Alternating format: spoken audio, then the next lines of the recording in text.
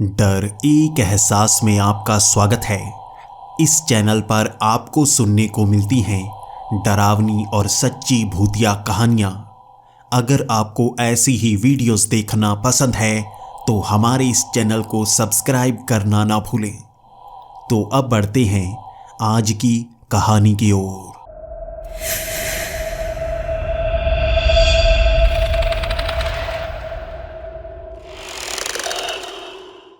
Hello दोस्तों, मेरा नाम राइली है और मैं कैलिफोर्निया यूनिवर्सिटी में पुरातत्व विभाग का एक प्रोफेसर हूँ। इसी के साथ साथ मैं आर्कियोलॉजिस्ट का काम भी करता हूँ। हमारे देश की सरकार हमें जहाँ भी भेज दे हम वहाँ पर पहुँच जाते हैं। जो भी वो जानना चाहें हम उन्हें वो जानकारी देते हैं। मैं ऐसी प्राचीन जगहों पर जा चुका हूँ जिसने हम सबको हैरान कर दिया था। कुछ फाइल्स ऐसी होती हैं जो दुनिया के सामने लाई जाती हैं, कुछ को छिपा कर ही रखा जाता है। भविष्य में वो जानकारी हमें दी जाती है क्योंकि वो जानकारी अभी दी नहीं जा सकती, हमारी समझ से बाहर हो सकती है। हम देश और दुनिया में घूमते ही रहते हैं। हमारे देश में भी ऐसी कई जगह हैं जहाँ पर प्राचीन सामान मिला है। प्राचीन इमारतें हमारी इस मिट्टी के नीचे दफन होती हैं और धीरे धीरे कई साल लगाकर हम उन इमारतों को बाहर निकालते हैं। उन घरों को, उन खंडहरों को बाहर दुनिया के सामने लेकर आते हैं और उसमें हमें कुछ सबूत मिलते हैं कि वो सभ्यता कैसी हुआ करती थी। यही तो काम है हमारा। मुझे अपना काम भी बहुत ही ज़्यादा पसंद है। मुझे इतिहास पढ़ना बहुत ज़्यादा पसंद है। शायद इसीलिए मैं फेमस भी हूँ। सरकार मुझे इसीलिए यह काम देती है क्योंकि मैं किताबों में डूबा ही रहता हूँ। इतिहास की जानकारी को जानना कितना अच्छा होता है। मुझे लगता है इतिहास में हमारे पास वो तकनीक हुआ करती थी, वो जानकारी हुआ करती थी जो अब मौजूद नहीं है। अब हम भविष्य की टेक्नोलॉजी के पीछे पड़े हुए हैं, जबकि इतिहास में भी हमारे पास वो टेक्नोलॉजी थी जो अलग तरह से काम करती थी। चलो ये तो अलग बात हुई, लेकिन इस बार मुझे इजिप्ट में जाना था और वहाँ पर कुछ नई आर्कियोलॉजिकल साइट्स पर खुदाई के बाद नया सामान मिला था जिसे मुझे देखना था। जब मैं इजिप्ट में पहुँचा तो सब लोगों को लगता है कि इजिप्ट में जो पिरामिड है वही देखने लायक है, वही इतिहास का हिस्सा है और सबसे पुराने वही हो सकते हैं। मैं हमेशा से माना करता था अगर वो सभ्यता पिरामिड बना सकती है तो इससे भी उन्नत चीज़ें उन्होंने बनाई होंगी जो शायद ज़मीन के नीचे दफन होंगी। उस समय इजिप्ट में बहुत सारी सभ्यताएं फल फूल रही थीं। कुछ सभ्यताएं अलग भगवानों को मानती थी, अलग देवताओं को मानती थी। वहाँ पर राजा अलग हुआ करते थे, उनकी तकनीक अलग हुआ करती थी, जबकि कई जगह पर वो तकनीक अलग हुआ करती थी। इसलिए हमें लगता है पिरामिड बनाने वाले ही इजिप्ट के रहने वाले थे और वो सबसे उन्नत थे। पिरामिड 5000 से 10,000 साल पुराने हैं, लेकिन मुझे लगता है इससे पुरानी इमारतें, खंडहर हमें इसी मिट्टी के नीचे दफन मिल सकते हैं।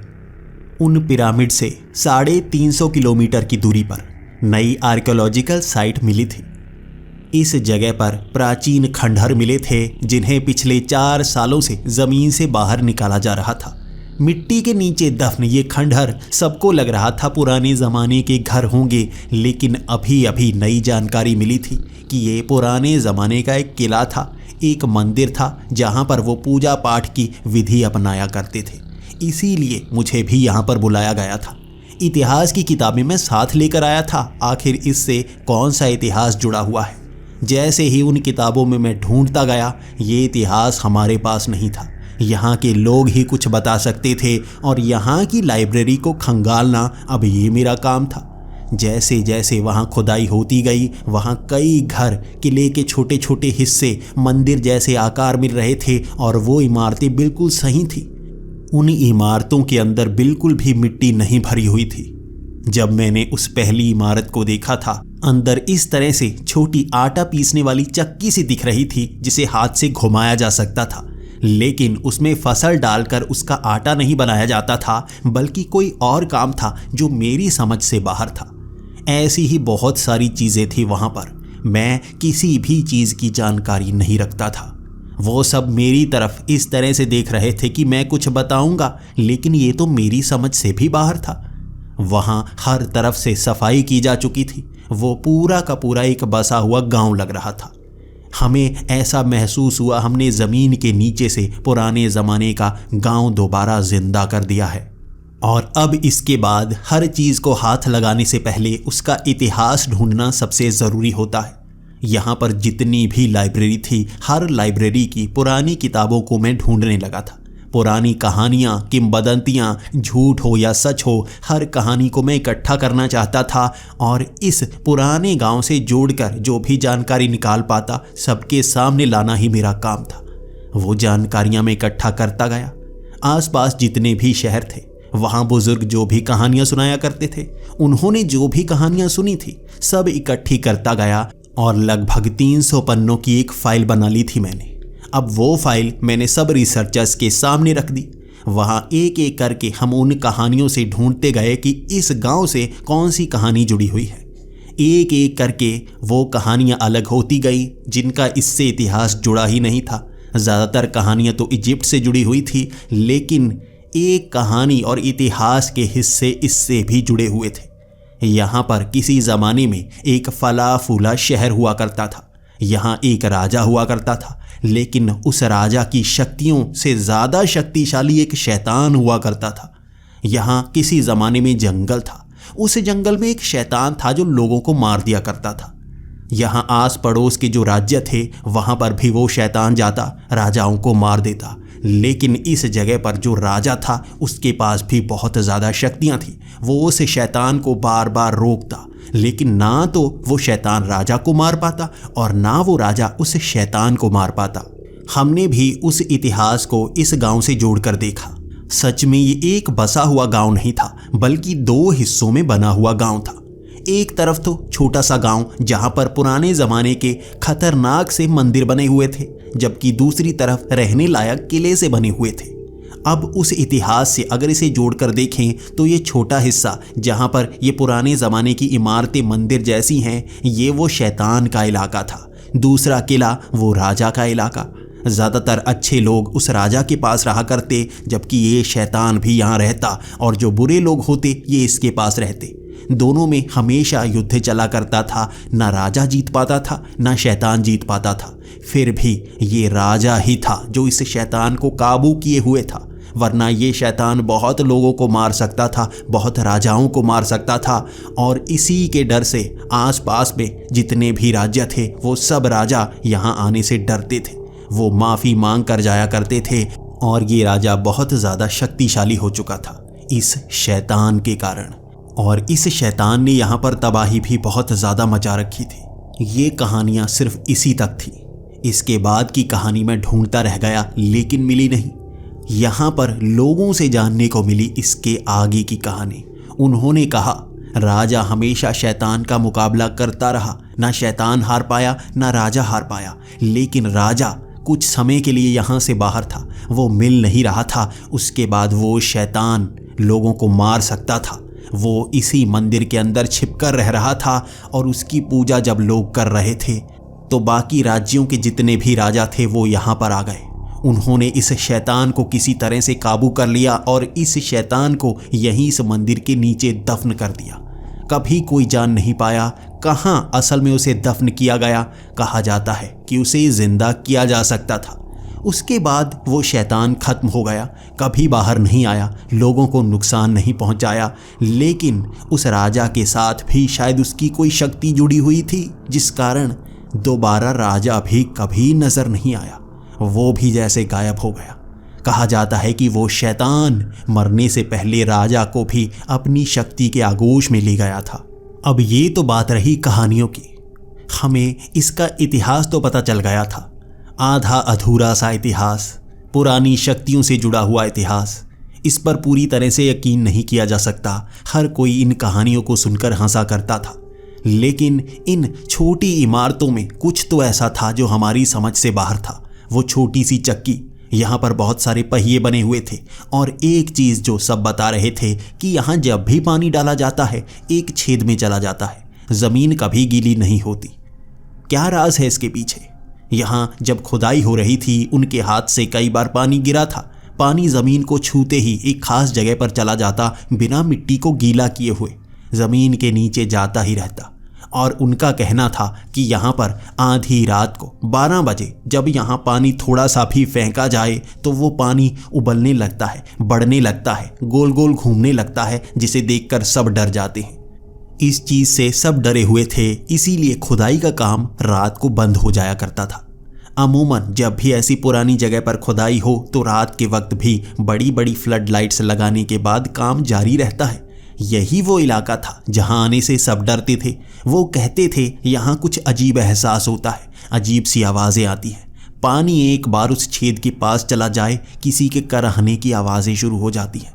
जब ये बात आसपास फैली थी तो लोगों ने कहना शुरू कर दिया था, वो शैतान अब भी ज़मीन के नीचे कहीं दफन है, उसे किसी न किसी तरह जिंदा किया जा सकता है, इसीलिए उसे मारा नहीं जा सकता था, बस दबाया जा सकता था, रोका जा सकता था। और तब सब राजाओं ने उसे रोक दिया था और उसे मारने वाला एक ही था, वो राजा जो इस राज्य का था। वो कभी भी उस शैतान को मारता नहीं था, किसी कारण वो उसकी शक्ति से जुड़ा हुआ था। और उसके बाद जब शैतान को यहाँ दफन किया गया, वो राजा भी कहीं खो गया। इस खबर को किसी तरह हमने छिपा ही दिया था, क्योंकि लोग भड़कना शुरू हो गए थे, उनमें डर पैदा होना शुरू हो गया था। इस शैतान की कहानियाँ यहाँ बहुत ज़्यादा सुनाई जाती हैं। उनका कहना था कि ये शैतान अगर आज़ाद हुआ तो उसे रोकने वाला वो राजा अब मौजूद नहीं होगा, ये शैतान तबाही मचा देगा। हमने इन चीज़ों पर ज़्यादा ध्यान नहीं दिया और यहाँ खुदाई का काम दिन के वक्त ही जारी रहा। जैसे ही मैं यहाँ पहुँच गया था, इतिहास को जानने का सारा काम मैं कर चुका था। अब मैं चाहता था कि रात के वक्त भी यहाँ पर रुकूं। मैं अपने पास 2 प्रोफेसर रखता था, क्योंकि उनसे जानकारी मुझे भी मिलती थी और अकेला मुझे भी काम करने से डर लगता था। उम्र ही अब वैसी हो गई है। वो दोनों प्रोफेसर मेरे ही साथ अब यहाँ टेंट में रहने वाले थे। यहाँ काम करने वाला हर कोई अंधेरा होते ही यहाँ से निकल जाता, सिर्फ हम 3 ही होते जो यहाँ पर रुकते। ये पहली रात थी। ये इमारतें, ये टूटे फूटे खंडहर से जिन्हें मंदिर कहा जाता है, अंदर लगी अजीब अजीब सी चीज़ें कुछ डर तो पैदा कर रही थी, लेकिन जानने की इच्छा जब आपके अंदर हो तो डर कम लगने लगता है। जैसे ही 9 बजे का समय हुआ था, अजीब अजीब कराहने की आवाज़ें आने लगी थी, जैसा उन मजदूरों ने कहा था जो यहाँ पर खुदाई कर रहे थे। उन्होंने कहा था कराहने की आवाज़ें हैं और ये शैतान की ही है, लेकिन ये कोई ज़्यादा खतरनाक कराहने की आवाज़ें नहीं थी। जैसे ज़मीन से हवा निकल रही हो और ये हवा कराहने की आवाज़ें पैदा कर रही हो।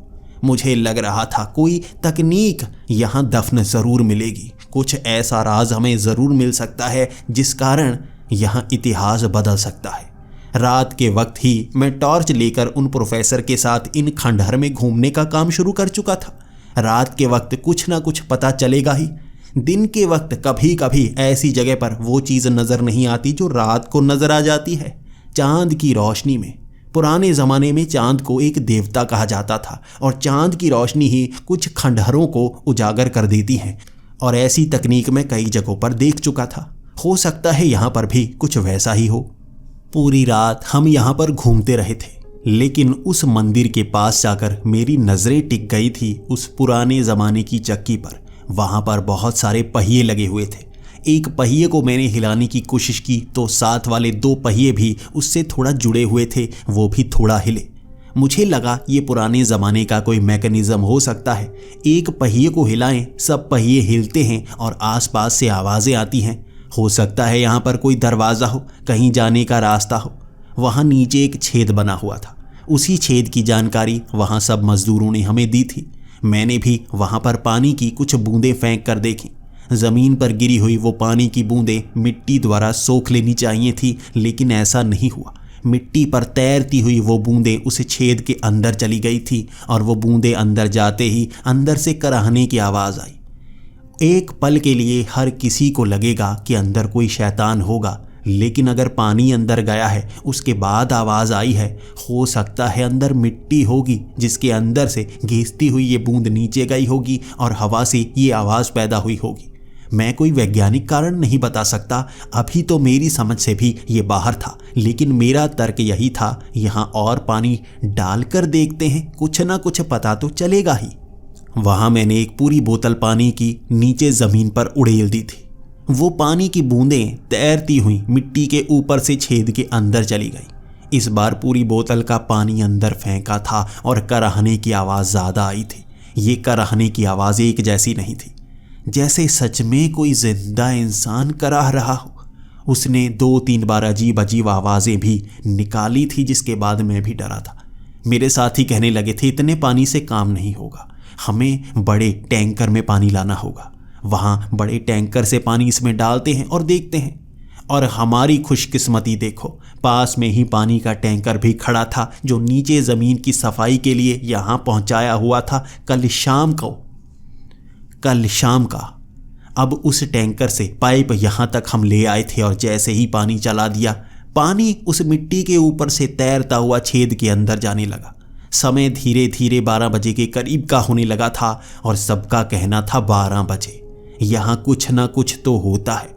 वहाँ लोगों का भी कहना था शक्तियाँ 12 बजे ही जागृत होती हैं, जो आपको अलग एहसास दिलाती हैं। मैं सोचता रह गया था आखिर क्या होगा, और पानी उस टैंकर से धीरे धीरे आ रहा था और 12 बजे का समय करवा दिया था। उस छेद में सारा पानी चला गया। मैं सोच रहा था ये पानी ज़मीन के अंदर जाता होगा, हो सकता है ज़मीन के नीचे भी इमारतें बनी हुई हों, वहाँ पर भी बहुत सारी चीज़ें इसी तरह काम कर रही हों। खुदाई नीचे तक अभी की नहीं जा सकती, लेकिन कुछ राज पता चल सकते हैं। ये पहिए घूमेंगे और कोई दरवाज़ा खुल जाए तो कमाल हो जाएगा। लेकिन दरवाज़ा खुला नहीं, दरवाज़ा बंद हो गया। जिस बड़ी सी इमारत, बड़े से मंदिर के अंदर खड़े हम पानी की उस पाइप से पानी डाल रहे थे, वहाँ बाहर लकड़ी का बड़ा सा दरवाज़ा था जो अटका हुआ था। बड़ी मुश्किल से उसे खोला गया था, लेकिन वो पहिए घूमे और वो लकड़ी का दरवाज़ा बड़ी तेज़ी से बंद हो गया। वो जो पाइप थी प्लास्टिक की, वो भी बड़ी तेज़ी से कट गई थी। हम अंदर बंद थे। हमारे पास टॉर्च थी जिसके सहारे हम रोशनी कर रहे थे। यहाँ अंदर और कहीं से रोशनी नहीं आ रही थी। उस लकड़ी के दरवाजे को धक्का देकर भी हम खोल नहीं पा रहे थे। हम तीनों बहुत ज़्यादा डर गए, लेकिन मैंने कहा डरने की बात नहीं है, सुबह मजदूर आएंगे, अभी तो कोई नहीं है, ज़्यादा समय हम फंसे नहीं रहेंगे, सुबह तक ही फंस सकते हैं। सुबह आवाज़ें लगाएंगे, कोई मजदूर सुन लेगा जो यहाँ आसपास खुदाई कर रहा होगा और हमें बाहर निकाल दिया जाएगा। लेकिन ये रात हमें यहीं गुजारनी होगी। मुझे नहीं लगता हम तीनों इस दरवाजे को खोल सकते हैं। लेकिन अपने आप ये दरवाज़ा बंद कैसे हो गया? मुझे पहले से शक था यहाँ कोई मैकेनिज़्म काम कर रहा है जो दरवाज़ों को खोलता है, दरवाज़ों को बंद करता है। लेकिन परेशानी यही नहीं थी। पहले उस छेद के अंदर पानी जा रहा था, अब उस छेद से बाहर पानी आ रहा था। धीरे धीरे वो पानी बढ़ता जा रहा था। उस छेद से इतनी तेज़ी से पानी बाहर आ रहा था कि मुझे डर लगने लगा था। आसपास कहीं भी पानी रुक नहीं रहा था। मिट्टी को पानी सोख लेना चाहिए, लेकिन ये कैसी मिट्टी है? ये तो एक परत की तरह बिहेव कर रही है। इसके ऊपर पानी तैरता जा रहा है, जिस कारण पानी की मात्रा बढ़ती जा रही थी। वो मंदिर के अंदर हम बंद थे और पानी कहीं और से बाहर नहीं निकल सकता था। पानी ऊपर की तरफ जाता गया। हमारे कंधों तक पानी आ चुका था और हम दीवारों को पकड़ते पकड़ते ऊपर जाने की कोशिश करने लगे थे। ये पानी अगर और ऊपर चढ़ने लगा, हम डूब सकते हैं और कोई यकीन तक नहीं करेगा यहाँ हम पानी में डूबकर मर गए। बहुत खतरनाक जगह है, हमें कुछ करना होगा। बाहर जाने का कोई रास्ता नहीं था, तो दीवारों को पकड़ पकड़ कर उस पानी के ऊपर तैरते हुए हम और ऊंचा जाने की कोशिश करते रहे। धीरे धीरे पानी और ऊपर जाता रहा। यह ज़्यादा ऊंची इमारत नहीं थी, ये छोटा सा मंदिर ही था। इसके अंदर कई चेहरे से बने हुए थे और अब टॉर्च की रोशनी में वो चेहरे बेहद डरावने लग रहे थे। ये शैतान का मंदिर था और यहाँ पर हमें मौत नजर आनी शुरू हो गई थी। पानी काफ़ी ऊपर तक गया और अचानक पानी गोल गोल घूमने लगा, जैसे यहाँ पर कोई बवंडर सा बन रहा हो। धीरे धीरे गोल गोल घूमता हुआ पानी नीचे की तरफ जाना शुरू हो गया और अब हम दीवारों को पकड़ नहीं पा रहे थे। दीवारों को हम हाथ लगाते, लेकिन वो पानी हमें अंदर की तरफ खींच लेता। लेकिन हमें ये तसल्ली थी, छोटा सा छेद है, हम वहाँ फंसेंगे नहीं, बस पानी किसी तरह से नीचे निकल जाए, खत्म हो जाए पानी। पानी नीचे होता गया, लेकिन वो बहाव हमें खींचता जा रहा था। हम तीनों डरे ज़रूर हुए थे, लेकिन हिम्मत बांधे हुए थे। वो बवंडर जैसा बनता हुआ पानी गोल गोल घूमता हमें खींचता हुआ उस छेद के अंदर खींचने लगा। हम उस छेद के अंदर जा रहे थे। हमारा शरीर रबर की तरह खिंचता जा रहा था, जैसे कोई शक्ति हो। जिंदगी में पहली बार ऐसी शक्ति का एहसास किया था। रबर की तरह खिंचता शरीर उस छेद के अंदर गया और वहां अंधेरा ही अंधेरा था। टॉर्च एकदम से बंद हो गई और एक गुफा के बिल्कुल सामने हम गिर चुके थे। हम तीनों, हमने टॉर्च जलाई और हम देख ही नहीं पाए किस छेद से हम यहाँ पर आए हैं। बाहर निकलने का कोई रास्ता नहीं था, बस आगे बढ़ने का रास्ता था। हम एक ऐसी गुफा में पहुंच गए थे जहां से हम बाहर नहीं आ सकते थे। हमें आगे बढ़ना होगा। यहाँ कराहने की आवाज़ें उस गुफा में गूंज रही थी। हम तीनों एक दूसरे को पकड़े हुए आगे बढ़ना चाहते थे और रास्ता ही कोई नहीं था। वो कराहने की आवाज़ें हमें डराई जा रही थी और हम चलकर उस गुफा में आगे बढ़ रहे थे। कई जगह से रोशनी आ रही थी। हमें लग रहा था ये चांद की ही रोशनी है और बाहर निकलने का कोई ना कोई रास्ता तो होगा ही। यहाँ धीरे धीरे वो कराहने की आवाज़ें बढ़ती जा रही थी, यानी कि हम उसके नज़दीक आ रहे थे, लेकिन बाहर भी निकलना था। हम धीरे धीरे चल रहे थे ताकि पैरों की आवाज़ ज़्यादा ना आए। हम उस गुफा में आगे बढ़ते गए। वो आवाज़ बढ़ती गई और एक बड़ी खुली जगह पर वहाँ हमें एक शैतान सा नज़र आया। वो 10 फुट का शैतान था जिसके भयानक से दांत थे। वो एक पत्थर पर बैठा हुआ था, घुटने पर बाजू रखी हुई थी और आंसू बहा रहा था। वो डरावना सा लग रहा था।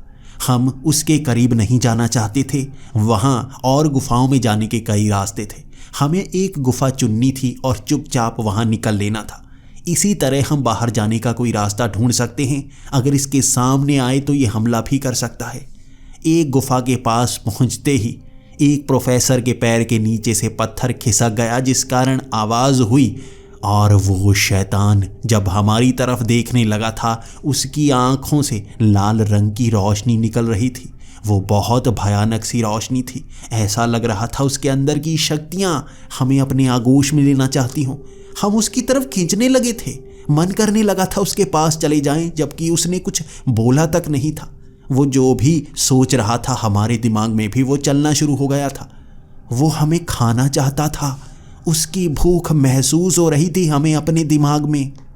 इसके बाद हम उस छोटी गुफा को चुनकर उसी में घुस गए। वो 9 से 10 फुट का शैतान उस छोटी सी गुफा में घिसट कर आगे बढ़ सकता था। वो हमें नुकसान तो पहुंचा सकता था, लेकिन हमारे भागने की रफ्तार तेज थी। हमारे कद छोटे हैं, हम भाग सकते हैं। वो उसमें फंसा हुआ था, टेढ़ा मेढ़ा होकर आगे बढ़ रहा था, लेकिन वो हमें मारना चाहता था। ये काफ़ी था हमें डराने के लिए। टांगों में जान खत्म होनी शुरू हो जाती है जब आपको पता हो मौत आपके सामने हो और आपकी उम्र भले ही जितनी भी हो, जिंदा रहने की कोशिश हमेशा उसी शक्ति को बयां करती है। हम भी भाग रहे थे। हम तीनों, हमारी उम्र 50 साल से ज़्यादा है, फिर भी हम उस गुफा में आगे बढ़ते गए। वहाँ कई रास्ते थे। हम उन रास्तों को चुनते गए और हमेशा हम छोटे रास्ते को चुनते। जितना छोटा रास्ता होगा उसमें वो उतनी ही जल्दी फंस जाएगा। कहीं वो फंस जाए और हम वहाँ से भाग निकलें, बाहर निकलने का एक रास्ता दिख जाए। ये शैतान ज़मीन के अंदर रहता है। बाहर निकलने का शायद इसको कोई रास्ता नहीं मिल पाया होगा। हमें छोटा रास्ता चुनना होगा, लेकिन जिस छेद से हम आए थे उस छेद से बाहर नहीं जा पाएंगे। हमें और रास्ता ढूंढना होगा। अब हम जिस छोटी जगह से निकल रहे थे वो शैतान उसमें फंस सा गया था। वो थोड़ा सा घिसट रहा था और अब हमने ध्यान से देखा कि उसके शरीर से हरे रंग का खून टपक रहा था। ये एक ऐसा शैतान था जिसके अंदर से ऐसे खून टपकता था। भयानक सा दिखने वाला ये शैतान। हमें बस इससे दूर निकलना था और वो उस गुफा में फंसा हुआ उसे चौड़ा कर रहा था। बड़ी आसानी से अपने लंबे लंबे नाखूनों से जहाँ पर वो फंसा हुआ था उस जगह को चौड़ा करता जा रहा था, हमारे करीब आता जा रहा था। हम भी उससे दूर भागने लगे। अब हम और छोटी गुफाओं को चुनते गए, घूमते गए, नए रास्तों में जाते गए और अब आवाज़ भी कम कर रहे थे। एक जगह हम पहुँचे, वहाँ हमें 5 फुट का एक आदमी नजर आया। वो भी एक पत्थर पर बैठा हुआ था और उसने जब हमें देखा वो हैरान सा हो गया। उसके कपड़े अजीब से थे, लेकिन वो साधारण इंसान ही दिख रहा था। उसके कपड़े सोने जैसे थे, जो दूर से चमकते हुए लग रहे थे, लेकिन जब हम उसके करीब पहुंचे थे तो मिट्टी जैसे कपड़े दिखने लगे थे, गंदे से। उसके चेहरे पर भी बहुत ज़्यादा गंदगी लगी हुई थी। यहाँ हमारे सिवा चौथा कौन है? क्या ये भी कोई मजदूर है जो यहाँ पर फंस गया है? हम उससे बात करना चाहते थे क्योंकि वो शैतान हमारे पीछे पड़ा हुआ था, लेकिन उसकी भाषा हम समझ नहीं पा रहे थे। सिर्फ मैं था जो उस भाषा को समझ पाया। वो यहाँ की पुरानी भाषा है और इस भाषा पर मैं कब से अध्ययन करने की कोशिश कर रहा हूँ। अब सिर्फ मैं था जो उससे बात कर सकता था। मैंने भी उससे पूछना शुरू कर दिया, तुम यहाँ पर कैसे फंसे? उसने जो जो बताया उससे हम सब हैरान हो गए। उसने कहा, मैं 3000 सालों से यहाँ पर फंसा हुआ हूँ। ये वही राजा था जिसने उस शैतान को काबू किया हुआ था, लेकिन इसकी शक्ति उसके साथ बंध गई थी। जब उस शैतान को यहाँ पर कैद किया गया, ये राजा भी उसके साथ ही कैद हो गया। वो अपने साथ ही इस राजा को भी खींच पाया, इसीलिए कभी वो राजा ढूंढा नहीं जा पाया। वो भी इसके साथ ही कैद हो गया। अब हम उस राजा से ये पूछ रहे थे कि इस शैतान को ख़त्म कैसे किया जा सकता है, तो उसने कहा, इस शैतान को ख़त्म नहीं किया जा सकता, इसे बस यहीं पर कैद किया जा सकता है। वो तकनीक जिससे इसे बनाया गया था, वो तकनीक लुप्त हो चुकी है। उसी से इसे ख़त्म किया जा सकता था। मैं बस इसे काबू ही कर सकता हूँ, इसीलिए अभी तक ज़मीन के नीचे इसे काबू किया हुआ है, वरना ये बाहर निकलने की बहुत सारी कोशिशें करता। लेकिन अगर मैं बाहर निकल पाऊँ तो और अच्छा होगा। मैं उस रास्ते को हमेशा के लिए बंद कर दूंगा। मैं बाहर पहुंचा तो ये शैतान हमेशा के लिए कैद, कोई इसे आज़ाद नहीं कर पाएगा।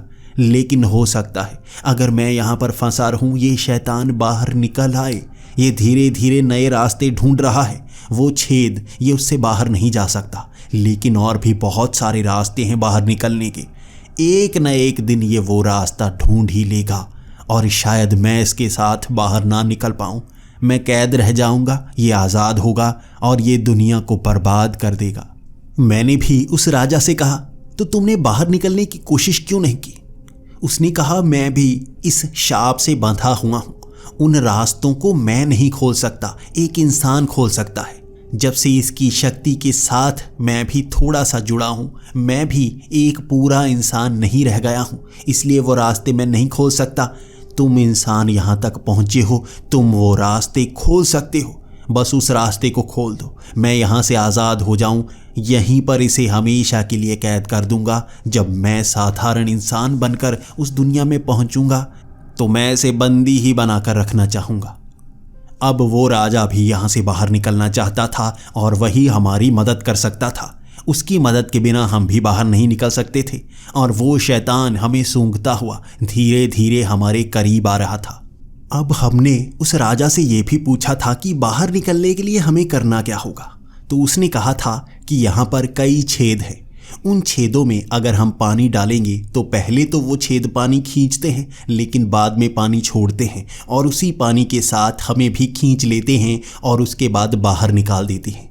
उस छेद से सफ़र करने का यही तरीका है और हम चारों को उसी छेद से इसी तरह बाहर निकलना होगा, लेकिन इस शैतान को अपने साथ नहीं खींचना है। जब वहाँ पर पानी ही पानी हमें खींच रहा होगा, ये शैतान हमारे पास नहीं आना चाहिए। अगर ये उस पानी के साथ ही खींचकर बाहर चला गया तो बाहर तबाही मचा देगा। इतना कहते ही मेरा ध्यान हाथ में पकड़ी उस पानी की बोतल की तरफ चला गया था। ये वही पानी की बोतल थी जिसमें आधा पानी पड़ा हुआ था। इसी पानी के सहारे हम बाहर निकल सकते थे। खुद की सुरक्षा के साथ साथ इस पानी की सुरक्षा भी हमें करनी थी। ये पानी की बोतल मैंने पकड़ रखी थी और हम अब उस गुफा में और आगे जाने लगे थे, उन छेदों को ढूंढने लगे थे। उस राजा ने कहा था कि उसने बहुत सारे छेद देखे हैं, लेकिन चांद की रोशनी जब वहाँ से निकलती है तभी पता चलता है। हमें एक सफ़ेद रंग की लाइन नज़र आएगी। जहाँ जहाँ गुफा में रोशनी होगी वहाँ से बाहर निकलने का रास्ता है, लेकिन हमें चुनाव एक छोटी सी जगह का करना होगा जहाँ वो शैतान अंदर तक ना आ पाए। मुझे उस राजा पर भरोसा होने लगा था। किसी ज़माने में कहानियों में वही उसे शैतान को रोका करता था। शैतान तबाही मचाया करता था और ये राजा लोगों को बचाया करता था। इसीलिए इसका शासन यहाँ सबसे बड़ा था। हर राजा उसे शैतान से डरता था, लेकिन इससे दोस्ती बनाकर रखता था। हम उस राजा से बातें कर ही रहे थे, उस राजा को किसी ने मिट्टी के अंदर ही खींच लिया। उस गुफा की दीवारों पर मिट्टी ही मिट्टी थी और वहां किसी ने उसे अंदर की तरफ खींच लिया और हम उसे पकड़कर बाहर लाना चाहते थे, लेकिन कोई उसे मिट्टी के अंदर खींचकर ले गया और वहां फिर से मिट्टी भर गई। तभी आसपास से कराहने की आवाज़ें आने लगी। ये काम उस शैतान का था। इसके बाद सामने भागता हुआ वो शैतान नजर आया। हम गुफा के चौड़े हिस्से में थे और हम डर के मारे आगे की तरफ भागने लगे। यहाँ शैतान हमारा शिकार कर सकता है। उसने उस राजा को भी खींच लिया है। ना तो ये राजा इसे शैतान को मार सकता है, ना शैतान उस राजा को मार सकता है। ज़रूर इसने इसे खींच कर कहीं दबा दिया होगा। उसे हम बाद में ढूंढेंगे, पहले तो अपनी ज़िंदगी बचानी है। हमें तो ये शैतान जान से मार ही सकता है ना। हम तीनों फिर से एक छोटी सी गुफा को चुनकर उसके अंदर घुस गए और वो शैतान फिर से उसमें फंस गया और घिसट कर आगे बढ़ने लगा। यही तरीका था बचने का। हमें अब ऐसा रास्ता ढूंढना होगा यहाँ पर छोटा सा छेद हो, चांद की रोशनी आ रही हो और वहाँ पानी डालने के बाद हमें बाहर निकलने का रास्ता नजर आएगा। लेकिन हम छत की तरफ देखते जा रहे थे, कोई छेद नहीं था जो छत में हमें दिख रहा हो। हम देखते गए उस गुफा में कई जगह घूमे, हमें कोई छेद नज़र नहीं आया जहाँ से बाहर चांद नज़र आ रहा हो। इसके बाद छोटी सी गुफा में जब हम चलकर आगे जा रहे थे तो ज़मीन फाड़कर वो राजा फिर से निकला। वो मिट्टी को फाड़कर अपना सर बाहर निकाल रहा था और सांस लेने की बड़ी मुश्किल से कोशिश कर रहा था। उसके बाद हमने उसे खींचकर बाहर निकाला और वो बताने लगा। वो शैतान बार बार उसे खींचकर इसी तरह हमसे दूर ले जाने की कोशिश करेगा ताकि हम बाहर ना निकल पाएं। हमें छोटी गुफा का ही चुनाव करना है ताकि वो हमें पकड़ ना पाए, लेकिन उस राजा को वो समय समय पर खींचता ही रहेगा। वो उसे बहुत तंग करता है। वो उसकी शक्ति से जुड़ा हुआ है, इसलिए सूंघ कर उसे पहचान लेता है वो कहाँ है और मिट्टी में हाथ गड़ाकर उसे खींचकर उसी मिट्टी में दबा देता है। उसे मुश्किल से दोबारा बाहर आने का मौका मिलता है और पिछले हजारों सालों से यही होता आ रहा है। हमने उस राजा से पूछा आखिर वो बाहर जाने वाला छेद कहाँ पर है। उसने कहा कि वो उसे ढूंढ नहीं सकता, उसे वो नहीं दिखते। साधारण इंसानों को वो छेद दिखते हैं, तुम्हें ढूंढने होंगे। कहाँ से तुम्हें चांद नजर आता है? हमने कह दिया था कि पिछले 2-3 घंटे से वो चांद ढूंढने की कोशिश कर रहे हैं। हमें ऐसा कोई छेद दिखा ही नहीं जिसमें आसमान नजर आए, कोई तारा नजर आए जो बाहर की दुनिया दिखाए। वहाँ ऊपर कोई छेद नहीं है। उसके बाद दोबारा एक हाथ ने उस राजा को ज़मीन के अंदर खींच लिया था और दूर से वो आवाज़ें आने लगी थी उस शैतान की। उसे फिर से पता चल गया था हम कहाँ पर हैं और हमने भागना फिर से शुरू कर दिया। हम फिर से उस गुफा में वो छेद ढूंढ रहे थे। अचानक मेरी नज़र पड़ी, वहाँ ऊपर से रोशनी नहीं आ रही थी, ज़मीन के नीचे से रोशनी आ रही थी। ऐसा लग रहा था ज़मीन के नीचे कोई चीज़ हो जो चमक रही हो। वहाँ एक छेद में आँख लगाकर जब मैंने देखा, मुझे चांद नज़र आया। ये कैसे हो सकता है? ज़मीन के नीचे चांद कैसे हो सकता है? तभी मैं सोचने लगा था उस छेद के हम अंदर गए हैं। हम एक ऐसी दुनिया में कैद हैं जो उस शैतानों को कैद करने के लिए बनी हुई है। यहाँ गुरुत्वाकर्षण भी अलग तरह से काम कर रहा होगा। इसी तरह ये छेद भी हमें नीचे चांद दिखा रहा होगा जहाँ हमें पानी डालना होगा और बाहर निकलना होगा। लेकिन हम एक गुफा के चौड़े हिस्से में थे और पता ही नहीं चला वो शैतान कब हमारे नज़दीक आ गया। वो हम पर हमला करने की कोशिश कर रहा था और मेरे पास एक ही चाकू था। मैं क्या करता, उस चाकू को आगे करने लगा और उस शैतान ने अपना हाथ घुमाया। उसकी 2 उंगलियां अपने आप कटकर नीचे गिर गई थी और ज़मीन में सोख ली गई थी। वो 2 उंगलियों से हरे रंग का खून निकलना शुरू हो गया था। वो थोड़ा सा तड़पा था, लेकिन अचानक वो खून बंद हो गया। धीरे धीरे ऐसा लग रहा था वो दोबारा अंग बना रहा हो। वो उसे चाट रहा था। धीरे धीरे वहाँ से अंग निकलना शुरू हो रहा था। हम फिर से भागना शुरू हो गए। वो दर्द से थोड़ा सा कराह रहा था और बचने का यही मौका था। हमें चाकू अपने पास रखना होगा। उसे मारा नहीं जा सकता, नुकसान तो पहुंचाया जा सकता है ना। हम वहां से दूर भागने लगे थे और एक जगह पर फिर से वो राजा जमीन के नीचे से निकला और हमें कहने लगा, जल्दी से भागो, हमें भागते रहना होगा। मुझे सांस नहीं चढ़ती, तुम्हें सांस जरूर चढ़ती होगी। धीरे धीरे रुकना और फिर से भागना शुरू कर देना। जहां भी तुम रुकोगे वो सूंघना शुरू कर देगा और मुझे वो सूंघ सकता है, मेरे करीब आ सकता है। छोटी जगह ढूंढो जहां पर वो छेद हो। मैंने भी बता दिया छेद ढूंढने का तरीका क्या है। हम उस छेद को अब देख पा रहे थे। चांद की रोशनी जमीन के नीचे बने उन छेदों से आ रही थी और हम तो ऊपर ढूंढते रह गए। अब वो छेद जो छोटी जगह पर हो हमें वहां ढूंढना था, पानी डालना था और वहां बवंडर बनेगा और हम बाहर निकल आएंगे। इस राजा के साथ हमें बाहर जाना होगा। हम एक गुफा के बिल्कुल कोने तक पहुंच गए थे और वहां बड़ी मुश्किल से घिसटकर हमें पहुंचने का मौका मिला था। छेद वहां पर मौजूद था और समय कम था। जल्दी से पानी डालना था और उस तरफ जाना था। वहां पर मैं पानी डालने ही वाला था, तभी मेरा ध्यान उस राजा के हाथ की तरफ पड़ा। उसकी 2 उंगलियां थोड़ी छोटी थी।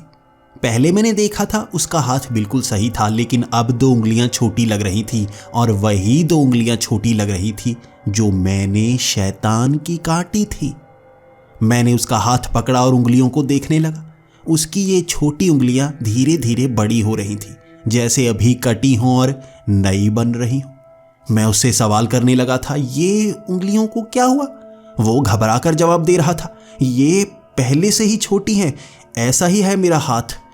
उसकी कंपकंपाती हुई आवाज़ ये साबित कर रही थी, ये वो शैतान है। शैतान की उंगलियां हमने काटी थी, इस राजा की कैसे कट गई? वो घबराने सा लगा था और मुझे मेरा जवाब मिल गया था। क्यों शैतान को ख़त्म नहीं किया जा सकता?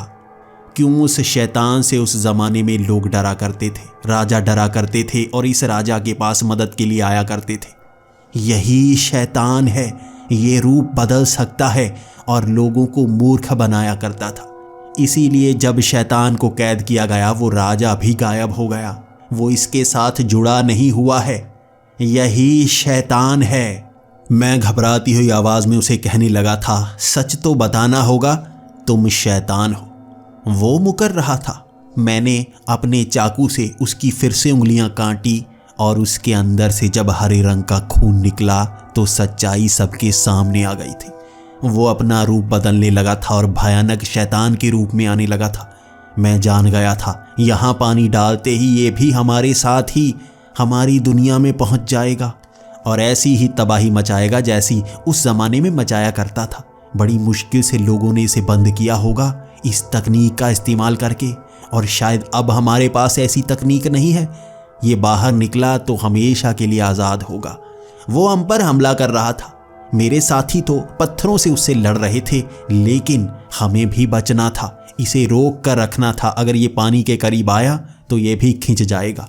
वो छोटा चाकू था, मेरी बड़ी हुई उम्र, मेरा थका हुआ शरीर, मुझ में कभी इतनी जान नहीं थी, लेकिन छोटे चाकू से ही उस शैतान के गले को मैंने काट दिया था।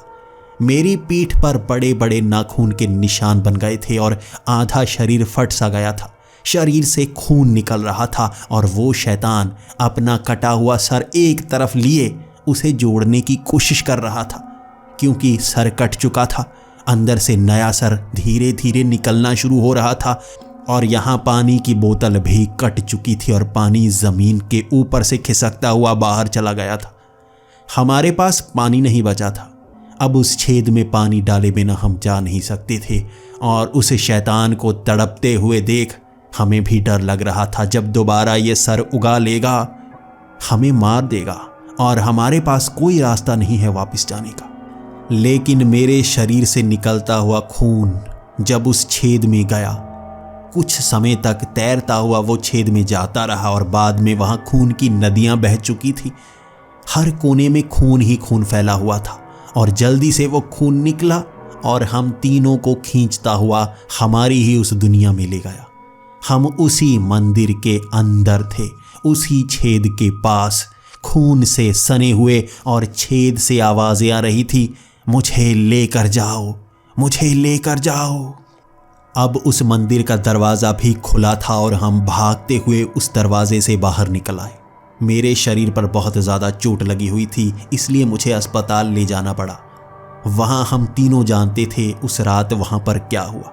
हमने अपनी वो फाइल सबमिट करवाई थी, अमेरिकन सरकार को सब कुछ बताया था और इस फाइल को खुफिया ही रखा गया, किसी को इसकी जानकारी नहीं दी गई। यहाँ इस मंदिर पर अब भी रिसर्च जारी है, लेकिन ये खबर कभी बाहर आई ही नहीं। यहाँ कोई छेद है जो दूसरी दुनिया में जाने का रास्ता है, जहाँ एक शैतान को कैद किया गया है। मैं खुद हैरान हूँ, इतनी बड़ी खबर आखिर अब तक छिपी कैसे हुई है?